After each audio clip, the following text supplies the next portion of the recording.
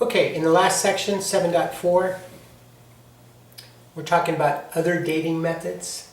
Apparently there are some invoices that are sent out using different terms that we've used so far.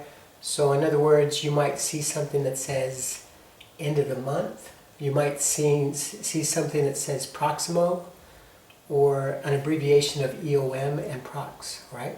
So for example, 310 EOM and 310 Prox, they apparently both mean that 3% may be taken at a cash discount if payment is made by the 10th of the month following the sale.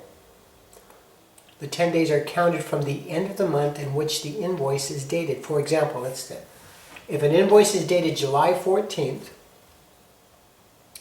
and the terms are 310 EOM, then that becomes pretty simple. The discount date becomes 10 days from the end of the month. So in other words, we're going to go to the following month. It's July 4th, 310 EOM. We start counting at the end of the month.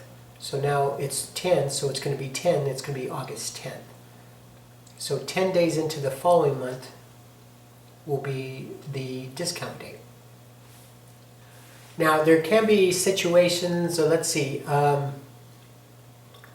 right here where it shows the asterisk in bold. However, if the invoice is dated March 26th or any later date in March, and the cash discount offered is 310 EOM, then the last date on which the discount may be taken is May 10th. So in other words, if it's after the 25th,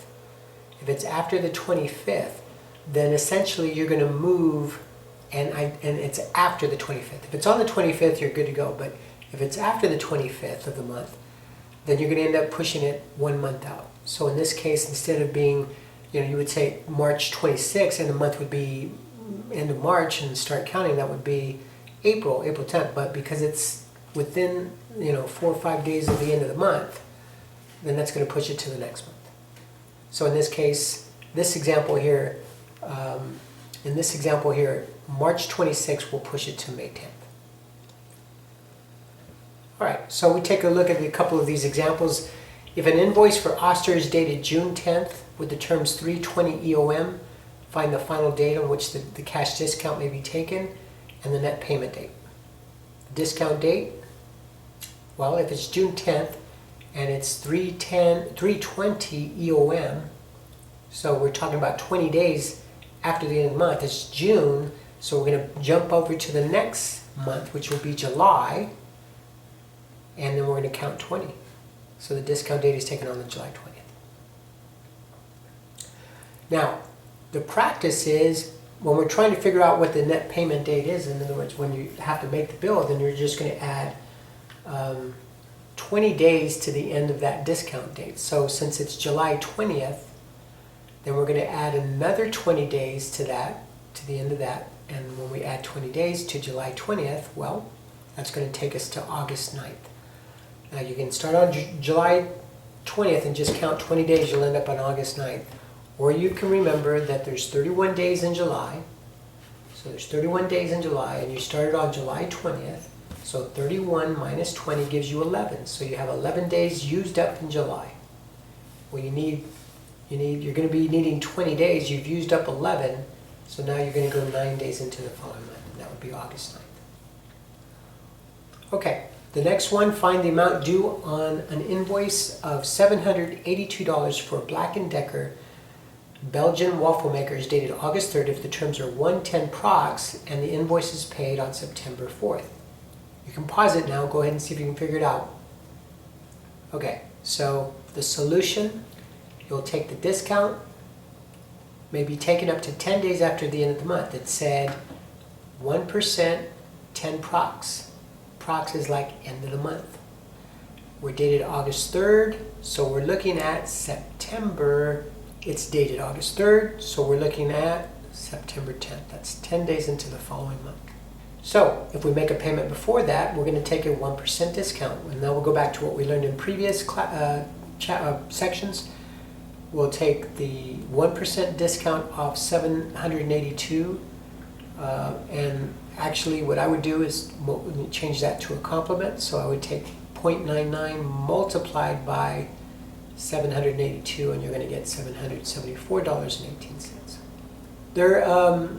There's also the use of receipt of goods dating to solve cash discount problems. Receipt of goods means that you don't need to start counting until you actually receive the goods. And again, that would be something that if you have some kind of a shipment coming from a very distant place and it takes a long time to get there, then it's fair that you offer a discount, but only that it starts when after a company receives their goods. So as an example here, Best Buy received an invoice dated 10/12 with the terms 210 ROG. The goods were received on January 2nd. So since they're received on January 2nd and it's ROG, it's 10 days out of the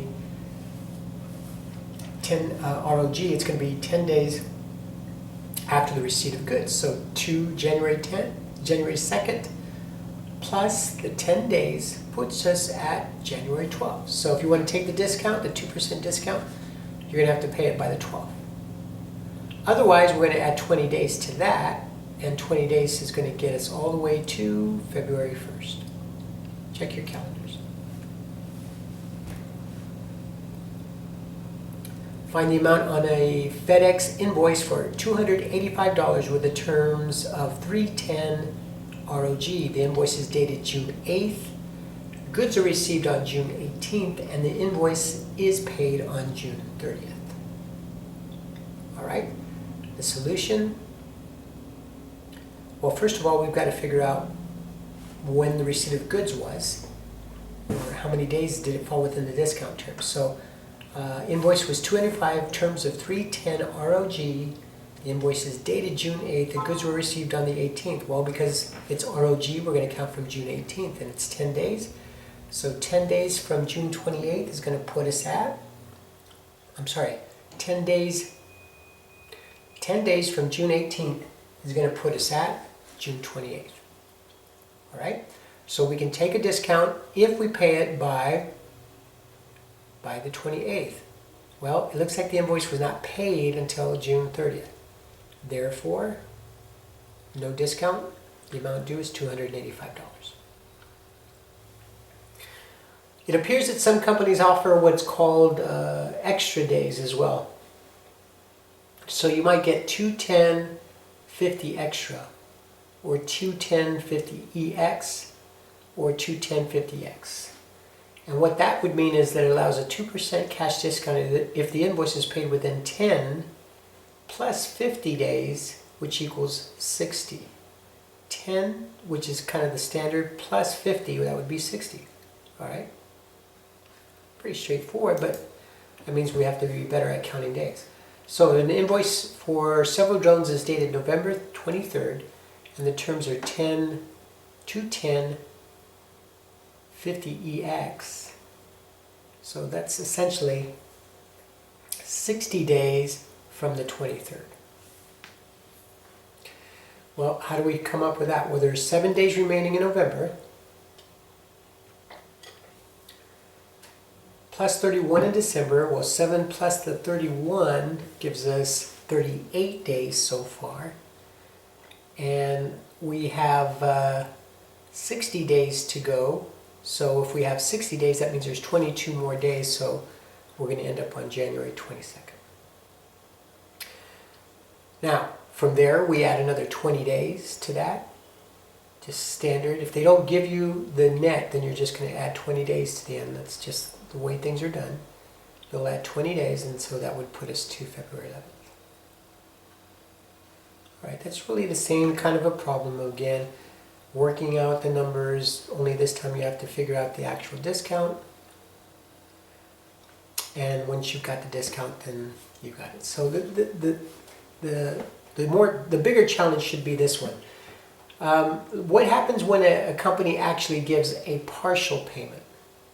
In other words, and they give the partial payment within the discount terms. So they don't get, they get a discount because they've actually paid something within the discount terms, but they're not going to get the full discount because they didn't pay it all. So the question is how do we figure out what discount they get? So if the terms of an invoice are 3% 10 days, then only 97% of the invoice amount must be paid during the first 10 days.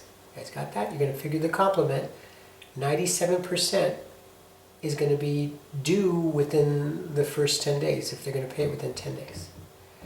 So the key is if you really think about it, for each 97 cents paid, the customer is entitled to $1 credit. So they're going to get a credit of $1 for every 97 cents they pay because of the terms. Okay, so let's take a look at this one. Dave's Body and Paint receives an invoice for $1,140. It's dated March 8th that offers terms of 210 prox. A partial payment of $450 is made on April 5th. Find the amount credited for the partial payment, the balance due on the invoice, and the cash discount earned. Okay, so looks like the invoice is $1140, and it's due March 8th, or its invoice is dated March 8th, and it offers the terms 210 prox, 210 prox. So 210 prox, well, we've got to figure what does prox mean. That's kind of like the end of the month, right? 210, so it's 10 days after the, what's the invoice date? March 8th. All right, so we're going to add 10 days to the end of the month. Prox is the same as EOM. And so that means that since it's dated, the invoice is dated March 3rd, then the actual due date, or the discount date, the discount date is going to be April 10th, 10 days into the following month. Well, let's take a look. The partial payment was made on April 5th. So guess what? That $450 is entitled to receive credit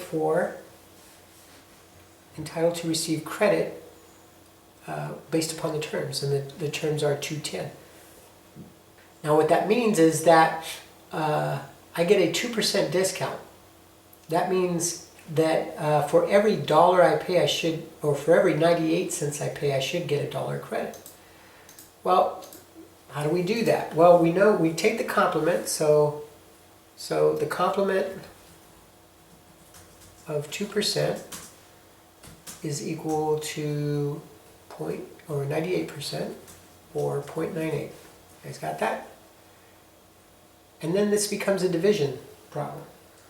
So what I'm going to do is I'm going to take, well, the way I'll write this out is that we're going to take $450 and we're going to divide it by 0.98. That's going to give us the amount of credit that we should get for the $450. So let's do that. Let's take 450 and we'll divide it by 0.98. That means that we'll get $459.18 credit for a payment of $450. So what do we have? So we made that partial payment of $450, but we're going to get $459 credit against what?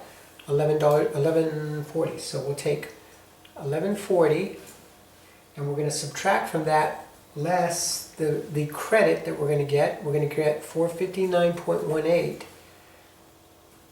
This is the credit. So after the credit, what's due is going to be $680. Now, even though we only paid $450, we get credit for $459.18 because we paid within the discount terms. So now $680 is what's due, and the amount of discount that we actually got from it is the difference between the $459 and the $450. Let's see, what was the discount? $9.18. Let's see if we got that right. Yep, we got it right. So the way the book explains it, we'll take the complement of the percent, which is exactly what we did. We did 98%. We took the 450, we divided it by the complement. We came up with 459.18. We took the 1140, subtracted the 459.18 to come up with 680. And then the discount is simply the difference between the 459.18 and the 450 that we actually paid.